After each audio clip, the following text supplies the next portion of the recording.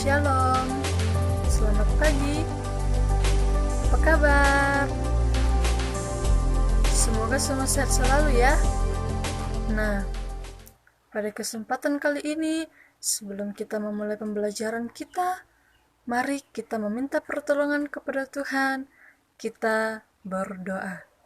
Tuhan Yesus, pada saat ini kami akan memulaikan pembelajaran kami. Tuhan sertai kami dari awal hingga berakhirnya. Di dalam nama Tuhan Yesus, haleluya, amin. Sebelum kita masuk ke dalam materi pembelajaran, ada yang tahu siapa yang menulis kitab Filemon dalam Perjanjian Baru? Siapa yang menulis kitab Filemon dalam Perjanjian Baru? Iya, yang menulis kitab Filemon dalam Perjanjian Baru adalah Rasul Paulus. Nah, apa alasan Rasul Paulus sehingga ia menulis surat kepada Filemon? Salah satu alasan Paulus menulis surat kepada Filemon yaitu Paulus ingin Filemon dan Onesimus budaknya berdamai. Jadi Paulus menulis surat kepada Filemon supaya Filemon dan Onesimus itu berdamai dan Filemon dapat menerima Onesimus kembali. Untuk lebih memahaminya, langsung saja kita ke slide materi. Surat yang ditulis Paulus ini merupakan surat yang lebih lama bersifat pribadi kepada Filemon, yang mana Filemon ini telah lahir baru sebagai orang percaya oleh karena Paulus. Filemon adalah seorang Kristen yang berjemaat di Kolose. Dia adalah orang kaya atau orang berada, oleh sebab itu ia memiliki budak. Onesimus adalah seorang budak dari Filemon dan ia melarikan diri dari Filemon. Setelah melarikan diri dari Filemon, Onesimus bertemu Paulus dan menjadi lahir baru oleh karena Paulus. Onesimus adalah seorang yang telah bersalah kepada Filemon dan keduanya mempunyai strata sosial yang berbeda, namun keduanya adalah orang Kristen, buah pelayan dari Paulus, dan mereka berdua mempunyai relasi yang sangat dekat dengan Paulus. Oleh sebab itu, kita akan melihat bagaimana Paulus mendamaikan kedua anak Tuhan ini di tengah-tengah konteks sosial pada waktu itu, yaitu perbudakan. Paulus ingin mendamaikan Filemon dengan Onesimus. Oleh sebab itu, Paulus menulis surat permintaan kepada Filemon mengenai Onesimus yang terdapat di dalam kitab Filemon pasal 1 ayat 8 sampai ayatnya yang ke-22. Langsung saja kita lihat ayatnya yang ke-8 dalam kitab Filemon. Di situ dikatakan, "Karena itu, sekalipun dalam Kristus aku mempunyai kebebasan penuh untuk memerintahkan kepadamu apa yang harus engkau lakukan."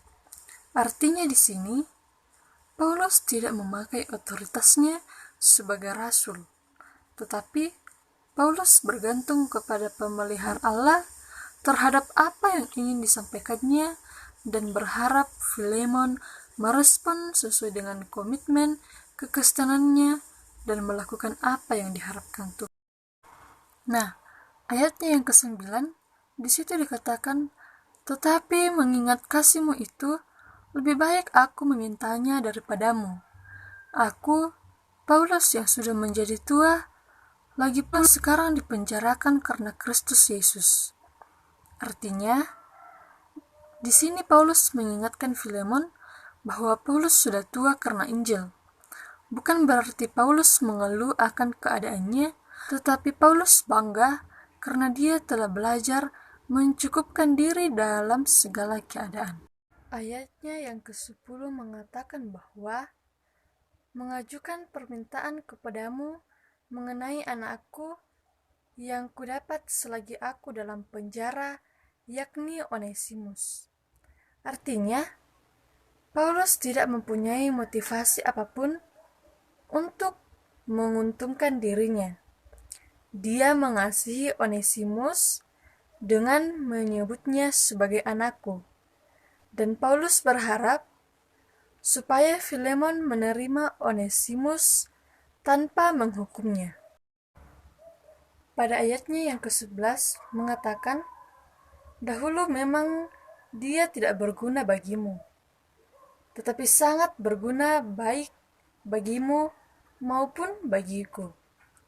Artinya, Paulus menggambarkan Injil itu telah membuat seseorang lahir baru bagi Onesimus, yaitu dulu Onesimus adalah tidak berguna, sekarang Onesimus menjadi berguna. Ayat 12 mengatakan, "Dia kusuruh kembali kepadamu, dia yaitu buah hatiku." Artinya, Paulus telah melihat sendiri perubahan dan pertumbuhan pada diri Onesimus, maka Paulus mengirim kembali Onesimus kepada tuannya Filemon.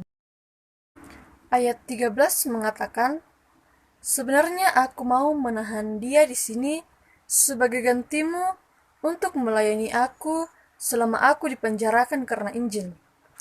Ayatnya yang ke-14 mengatakan, "Tetapi tanpa persetujuanmu, aku tidak mau berbuat sesuatu supaya yang baik itu jangan engkau lakukan seolah-olah dengan paksa, melainkan dengan sukarela."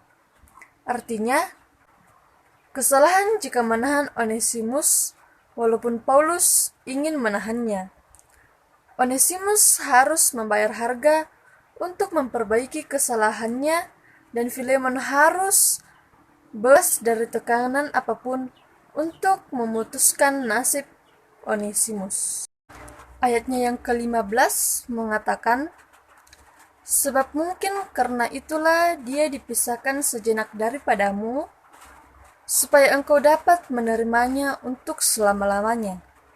Artinya di sini yaitu, ayat ini terlihat bagaimana Injil boleh membawa perubahan pada diri Onesimus melalui anugerah Allah dan sekarang.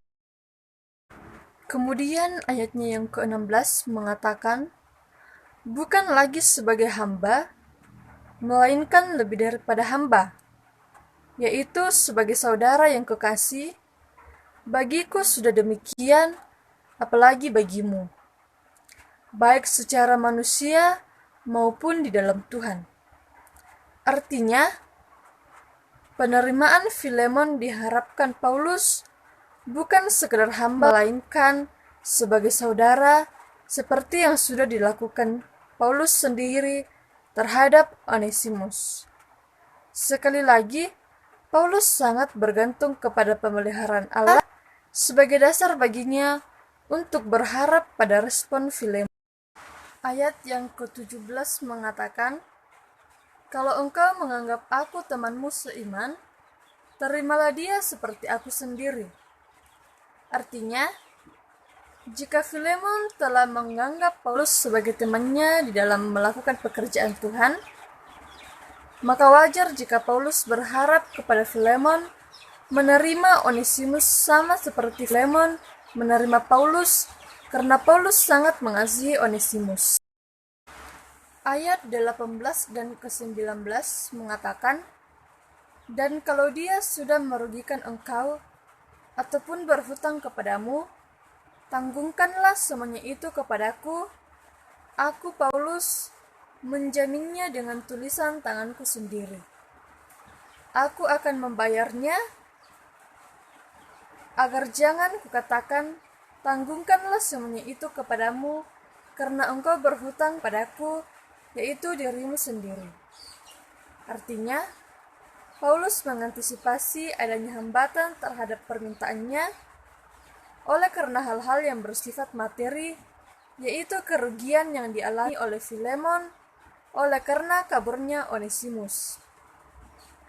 Paulus memperkuat permintaannya kepada Filemon dengan bersedia membayar kerugian materi yang dialami Filemon. Hal ini dilakukan Paulus untuk meneladani apa yang telah dilakukan Tuhan kita Yesus Kristus yang bersedia menanggung dan membayar hutang dosa-dosa kita dengan nyawanya sendiri. Ayatnya yang ke-20 mengatakan, "Ya saudaraku, semoga engkau berguna bagiku di dalam Tuhan, hiburkanlah hatiku di dalam Kristus."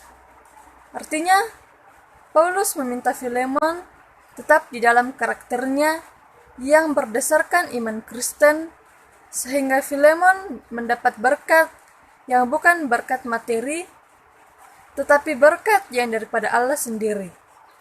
Dan ini pada gilirannya, nanti Filemon akan menjadi berkat bagi Paulus dengan menghibur Paulus. Jadi, melalui bagian firman Tuhan ini, kita belajar melihat bagaimana pendekatan Paulus sangat menjaga keseimbangan antara persahabatannya yang kuat dengan Filemon, ketaatannya terhadap hukum mengenai budak yang melarikan diri dari tuannya, dan keinginannya untuk menolong Onesimus, hasil buah pelayanannya, dan juga sangat ia kasihi. Demikianlah pembelajaran kita pada hari ini. Terima kasih sudah menyaksikan. Sampai jumpa di pembelajaran selanjutnya.